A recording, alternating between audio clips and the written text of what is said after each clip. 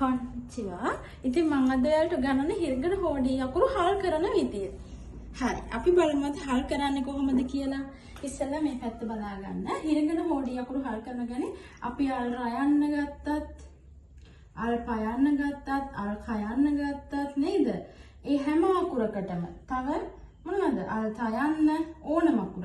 ඒ හැම එකකටම අපි භාවිත කරන්නේ මෙන්න මේ අකුර පමණයි. කවුද මේ අකුර? අත්සු කියන අකුර නේද? අත්සු අකුර විතරයි හැම හල් කිරීමක් සඳහාම භාවිත කරන්නේ ජපන් භාෂාවේදී. හැබැයි මෙන්න මේ අකුර විතරක් අල් නයන්නට විතරක් ඔයාලට මතක ඇති හෝඩියේම අකුරක් තිබුණා නේද?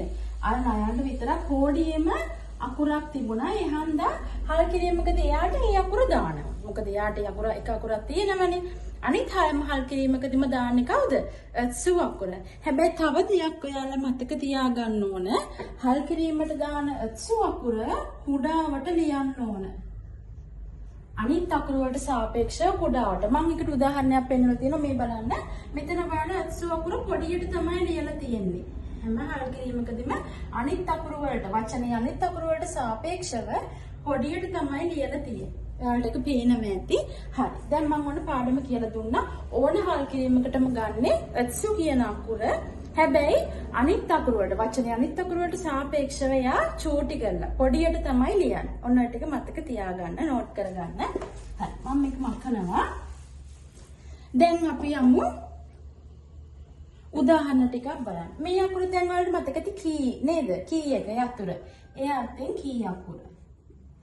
දැන් ඔයාලා බලනවා ඇති මෙතන තියෙන මේ අත්සු අකුර පොඩියට ගන්නකො හල් කිරීමකටනේ. හැබැයි ඔයාලා බලනවා ඇති මෙතන තියෙන්නේ අල් පයන්නද අල් රයන්නද අල් තැන මොකක්ද කියලා දන්නේ නැහැ නේද? මෙයා පොඩියට ලියුවා කියලා අපි දන්නේ නැහනේ. මේ හැම වචනෙම තියෙන හල් කිරීම මොකක්ද කියලා අල් රයන්නද අල් පයන්නද අල් සයන්නද මොකක්ද කියලා දන්නේ නැහැ නේද? හරි. අපි බලමු මෙන්න මෙහෙමයි බලාගන්න. හොඳට බලාගන්න. අපි වචනේ අනිත් අකුරට සාපේක්ෂව අත්සු අකුර පොඩියට ලියන හල් කිරීමකටනේ. ඊට පස්සේ පුතේ මේකේ දකුණු අත පැත්තේ අකුර බලන්න ඕන. කවුද? මේකේ දකුණු අත පැත්තේ, ඒ කියන්නේ එයාගේ පිටිපැත්තේ අකුර බලනවා. එයා කවුද අකුර? මෙන්න මෙතන හිස්තරක් තියුවා. පූ අකුර. එහෙනම් එයාට ආවේනික හල් කිරීම කවුද? අල් පයන්න වෙන්න ඕන. තේරුණාද හොයාගන්න විදිය? මොකක් හරි වචනයක් දැක්කොත් හල් කිරීමට තියෙන අකුර මොකක්ද කියලා හොයාගන්න විදිය තේරුණාද? දැන් අපි මේ එක උදාහරණයක් හොය. ඊළඟ උදාහරණය බලන්න මේ තියෙන්නේ කී අකුර. ඊළඟට මෙතන තියෙන අකුර අපි දන්නේ නැහැ. ඔන්න ඊළඟට තියෙනවා සා අකුර, ඊළඟට තියෙනවා තේ අකුර, ඊළඟ තියෙනවා අල් නයන්න. හරිද? දැන් මොන අකුරද මෙයාගේ හල් කිරීමට තියෙන්නේ කවුද කියලා බලන්නේ කවුද? මෙයාගේ එහා පැත්තේ දකුණු අත පැත්තෙන් තියෙන අකුර. තියෙන අකුර කවුද? සයන්න නේද? එහෙනම් මෙයා කවුද? අල් සයන්න. අල් සයන්න කිස්සතෙන්. තේරුණා නේද? දැන් මෙතන මාත් එක බලමු. ඔය තියෙන්නේ ඔය යන්න. මෙන්න ඔතන හල් කිරීමක් තියෙන. අකුර දන්නේ නැහැ පොඩ්ඩක් තියෙනවා. මෙතන තියෙන අකුර කවුද? තෝ. එහෙනම් මෙයා කවුද හල් කිරීම තියෙන මේ මෙතන තියෙන හල් කිරීම කවුද? අල් තයන්න. ඔත්තෝ. තේරුණා නේද හල් කිරීමක් හොයාගන්න විදිය, හල් කිරීමක් කරන විදිය? හරි. අපි මේ විදියටම දැන් මේ අපි ජපාන් වලින් ලියපු වචන ටික රෝමාජීවල ලියුවේ. දැන් රෝමාජීවල ලියපු ටිකක් ලියමු බලන්න.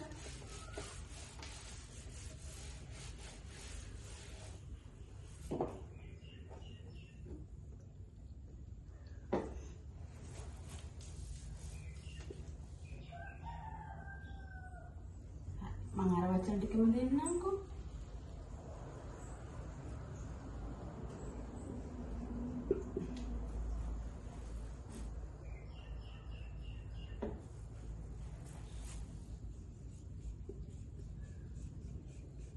දැන් මම රෝමාජි වල ලියපු ටික ඔයාලට ජපන් වලට හරවන්න පුළුවන්ද බලන්නකෝ. ඔයාලා දන්නවා ජපන් වලට හරවනකොට කරන්නේ හල් කිරීම. මේ වචනේ හැටියට හල් කිරීම කොයිද තියෙන්නේ මෙතන. ඉස්සෙල්ලා මේක අඳුර ගන්න. ඊළඟ හල් කිරීම කොයිද මෙතන. මේ වචනේ හල් කිරීම කොයිද මෙතන නේද? දැන් අපි ඒක නෝට් කරගෙන ඉතුරු අකුරු ටික ලියන් යන්නේ වචනේ තියෙන ඔයන්න තියෙනවා. දැන් ආත යන්න තියෙන්නේ ඔත්. එතකොට ආත යන්නට දාන අකුර මොකද්ද? පොඩියට. පොඩියට අත්සු අකුර ලියනවා. ඊළඟට තෝ අකුර තියෙනවා. ඊළඟට za. ඔන්න za අකුර සයන්නට තෙන් දාලා තියෙනවා ඉගැන්නුව පිළිය. ඊළඟට අර සයන්න. එතකොට අනිත් අකුරට සාපේක්ෂව su අකුර පොඩියට ලියනවා. ඊළඟට she අකුර. ලේසි නේද? ඊළඟට බලන්න මේ තියෙන්නේ නියන්න නේද? මේ තියෙන්නේ නී අකුර. ධන හිස කෙනගෙන් මං කියලා දුන්න මතකයි නේද? නී ධන හිස. ඊළඟට මෙන්න හල් කිරීම තියෙනවා. අල් කයන්න වෙනුවට අපි su අකුර පොඩිය ලියනවා.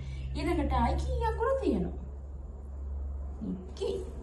තේරුණා නේද හල් කිරීම පාඩම? ලේසි නේද? හල් කිරීම ඕනම හල් කිරීමකට ගන්නේ su අකුර. හැබැයි ඒ වචනයක් ලියනනම් ඒ වචනේ අනිත් අකුරට සාපේක්ෂව හල් කිරීමට ගන්න su අකුර පොඩියට ලියන්න ඕන. ඒක නීතිය. හල් කිරීමකට මේ විදිහට su අකුර භාවිත නොකරන එකම හල් කිරීම මොකද්ද? මොකක්ද එකම හල් කිරීම? අල් නයන්න. ඒකට හල් කිරීමක් හෝඩියෙම තියෙනවා නේද? මෙයාට හල් කිරීමක් හෝඩියෙම තියෙනවා. ඒ හන්ද එයාට හල් කිරීම කරන්න අල් නයන්න හල් කිරීම කරන්න su අකුර භාවිත කරන්නේ නැහැ. එයාට හෝඩියෙම එක්කෙනෙක් ඉන්නානේ. අනිත් අකුර හැම එකක්ම හල් කරනවල භාවිත කරන්නේ මොන අකුරද? su කියන අකුර. හැබැයි වචනේ අනිත් අකුර වලට සාපේක්ෂව යා පොඩියට ලියන්නත් ඕන. මම පාඩම පැහැදිලි කරා. මම හිතනවා ඔයාලට මේ පාඩම හිරංගන හොඩි අකුරු හල් කරන පාඩම හොඳින් පැහැදිලි වෙන්නේ නැති කියලා. ඉතින් මේ වගේ වැදගත් තවත් වීඩියෝ එකක් අරන් එනකන් ඔයාලා හැමෝම සතුටින් පරිස්සමෙන් ඉන්න. සයනරා.